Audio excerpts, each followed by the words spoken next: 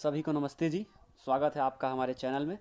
तो आज जैसा कि आप सभी देख रहे हैं कि यूपीएससी ने जो है यूपीएससी यानी कि यूनियन पब्लिक सर्विस कमीशन ने आज CDS combined defence service examination का नोटिफिकेशन निकाल दिया हुआ है, ठीक है। और इसके बारे में थोड़ा सा हम डिटेल जानेंगे। सबसे पहले तो ये जो नोटिफिकेशन है वो 22 तारीख 12वां महीना और 2021 यानी कि 22 दिसंबर 2021 में निकला है, ठीक है। और इसके भरने का लास्ट डेट जो है वो है क्या, 11/1/2022। इस अंतिम डेट तक आप ये भर सकते हैं, ठीक है।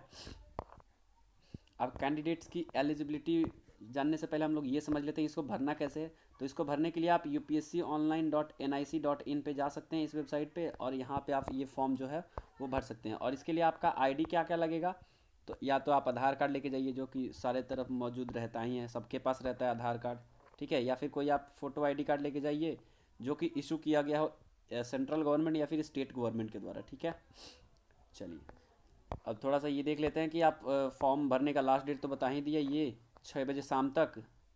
विड्रॉल का भी डेट ये है, यानी कि अगर आप कोई गलती से भर दिए और तैयारी नहीं है पर्याप्त, या फिर निकालना चाहते हैं फॉर्म, तो आप ये अंतिम डेट तक निकाल सकते हैं, ठीक है। और ये जो एग्ज़ाम होगा वो नेगेटिव मार्किंग को ध्यान में रखते हुए होगा, यानी कि इस एग्ज़ाम में नेगेटिव मार्किंग होगा। फिर इसमें ब्लैक बॉल पॉइंट पेन का यूज़ करना है। इसमें पेंसिल या फिर इंक पेन यानी कि जेल पेन का यूज़ नहीं करना है, ठीक है। और ये OMR शीट आपको भरना है, ठीक है। और इसी के थ्रू आपका एग्ज़ाम होगा, ठीक। चलिए, और वैकेंसीज़ देख लेते हैं कितनी कितनी वैकेंसीज़ आई हैं इसमें, ठीक है।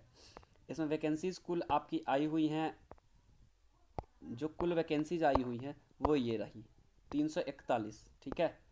कुल वैकेंसीज कितनी आई हैं, 341 वैकेंसीज आई हैं, जिसमें OTA चेन्नई यानी कि ऑफिसर्स ट्रेनिंग एकेडमी चेन्नई के लिए 17, और ऑफिसर्स ट्रेनिंग एकेडमी के लिए ही 117 हैं। ये मेल के लिए हैं और ये हैं फीमेल के लिए, ठीक है। और ये हैं सिर्फ और सिर्फ मेल के लिए, ठीक। ये बात हमें ध्यान में रखनी है। अब एयरफोर्स एकेडमी के लिए कितनी आई हुई हैं, एयरफोर्स एकेडमी के लिए 32 यानी कि 32 आई हुई हैं वैकेंसीज़। और ये इंडियन मिलिट्री एकेडमी जिसमें आर्मी की ट्रेनिंग होती है उसके लिए 100, और इंडियन नेवल एकेडमी के लिए वैकेंसी आई हुई है आपकी 22, जिसमें नेवी की ट्रेनिंग होती है, ठीक है।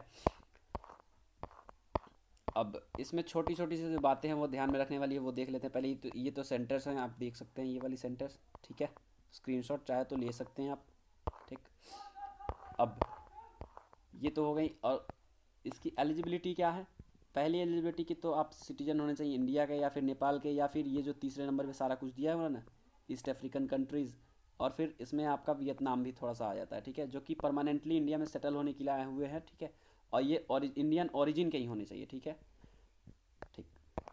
अब ये जो सर्टिफिकेट है ये एलिजिबल नहीं है किसके लिए, गोरखा जो होते हैं नेपाल के, उनके लिए ये सर्टिफिकेट एलिजिबल नहीं है। मतलब उनके लिए नहीं भी नेसेसरी है, अगर नहीं भी हो तो चलेगा, ठीक। अब एज लिमिट क्या है इसके लिए, एज लिमिट देख लेते हैं, ठीक है। इसके लिए एज लिमिट जो है वो बहुत बढ़िया दिया हुआ है यूपीएससी ने। कितना दिया हुआ है, तो IMA यानी कि इंडियन मिलिट्री एकेडमी जो कि आर्मी में ट्रेनिंग होता है उसके लिए 2 जनवरी 1999 से 1 जनवरी 2004, इसके बीच में दोनों डेट को इंक्लूड करते हुए जिसका जन्म हो वो भर सकता है। फिर इंडियन नेवल एकेडमी के लिए 1 जनवरी 2004 तक, और 2 जनवरी 2099 से लेके 1 जनवरी 2004 तक।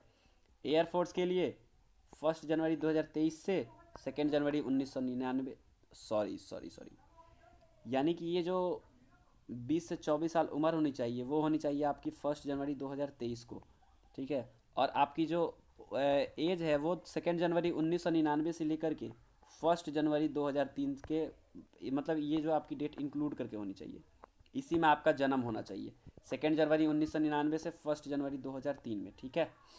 चलिए, और ये अनमैरिड होने चाहिए, अनमैरिड, ठीक है। और ऑफिसर्स ट्रेनिंग एकेडमी के लिए, इसके लिए भी आपको ये रहा, ऑफिसर्स ट्रेनिंग एकेडमी मेन के लिए 1 जनवरी 2004 अंतिम डेट, और 2 जनवरी 1998 शुरुआती डेट, मतलब इसके बीच में ही होना चाहिए, दोनों इंक्लूडेड हैं। और फीमेल के लिए भी सेम चीज़ है, ठीक है, फीमेल के लिए भी सेम चीज़ है। चलिए, अब इसका सिलेबस देख लेते हैं, इसका सिलेबस क्या है हमारा। इसका सिलेबस, ये यूपीएससी के ऑफिशियल नोटिफिकेशन है, ठीक है। और लिंक में भी हम आपको नीचे लिंक भी डाल देंगे, आप जाकर वहाँ से डाउनलोड कर सकते हैं। ये हमारा एग्ज़ाम का पैटर्न है, ठीक है, ये हमारा एग्ज़ाम का पैटर्न है।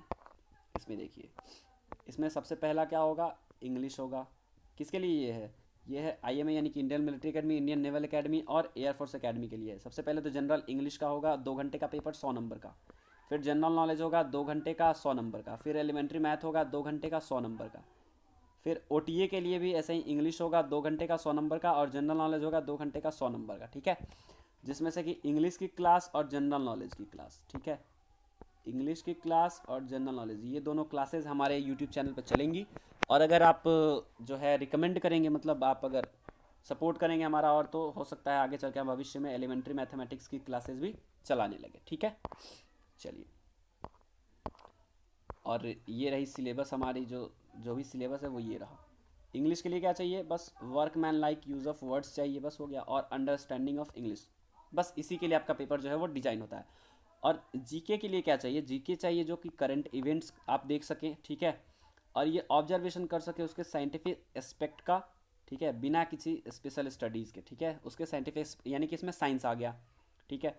उसके बाद आपका हिस्ट्री ऑफ इंडिया है, फिर ज्योग्राफी है, ठीक है। इसी के बेसिस पे क्या, विदाउट स्पेशल स्टडीज, मतलब बिना किसी स्पेशल स्टडीज, जो जनरल आती है बस वहीं आती है।